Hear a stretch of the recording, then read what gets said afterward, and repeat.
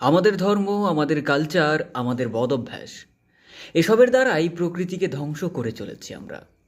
যে দেশে সংস্কৃতির অংশে রয়েছে প্রকৃতির পূজা করা, সে দেশেই নদীনালা এতটাই অপরিষ্কার, এতটাই নোংরা যে আমরা সবাই নিজেদের অন্তরে প্রতিনিয়ত শুধুই ব্যাকটেরিয়া ভরে চলেছি। এইসবের দিকে আমরা লক্ষ্যই করি না, এইসব নিয়ে আমরা প্রশ্নও তুলতে লজ্জা করি। আরে ভাবি যে আরে নদী তো কী এমন বড় ব্যাপার, নদী তো নোংরা হবেই। এবার যখন বিদেশের কোনো ব্যক্তি, বিদেশের কোনো বিজ্ঞানী আমাদের দেশে এসে গঙ্গা নদীর জলকে দূষিত বলছেন, তখন ভালো লাগছে ব্যাপারটা? লাগছে না তো।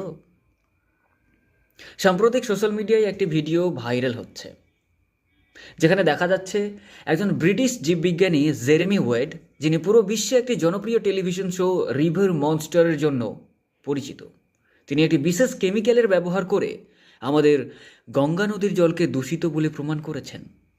কেমিক্যালযুক্ত দুইটি পাত্রের ব্যবহার করেন তিনি। একটি পাত্রে মিনারেল ওয়াটার বা বিশুদ্ধ জল ভরেন, আর অপর পাত্রটিতে গঙ্গা নদীর জল ভরে সামান্য ঝাঁকান, এবং মুহূর্তেই দুই পাত্রেরই জলের রং বদলে যায়। মিনারেল ওয়াটার ভর্তি পাত্রটি গাঢ় বাদামি রঙের হয়ে যায়, এবং গঙ্গার জল ভর্তি পাত্রটির রং হালকা বাদামি বা ঘোলাটে রঙের হয়ে যায়। এবং তিনি বলেন, গাঢ় বাদামি রং এর জলটা অ্যাকচুয়াল বিশুদ্ধ জল, এবং অপর পাত্রের ঘোলাটে জল অর্থাৎ গঙ্গা নদীর জল হচ্ছে দূষিত জল। এছাড়াও তিনি আরও বলেছেন, কেমিক্যাল দেওয়ার পর নদীর জল ঘোলাটে হয়ে যাওয়ার কারণ হলো ফিকেল কোলিফর্ম ব্যাকটেরিয়া। সহজভাবে বললে এই জল হিউম্যান ওয়েস্টে ভর্তি। আর এর মেইন কারণ হচ্ছে আমাদের ধর্মীয় কালচার।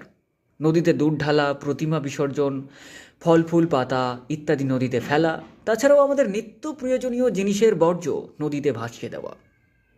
এবার কোনো অন্ধভক্ত বলবেন না যে কেমিক্যালে গণ্ডগোল আছে বা নদীর জল দূষিত হতেই পারে না, গঙ্গা নদীর জল বিশেষ করে।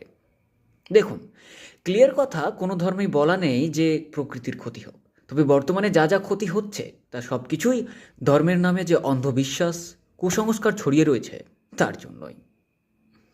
ধন্যবাদ, ভালো থাকবেন সবাই, খেয়াল রাখুন প্রকৃতির। ধন্যবাদ।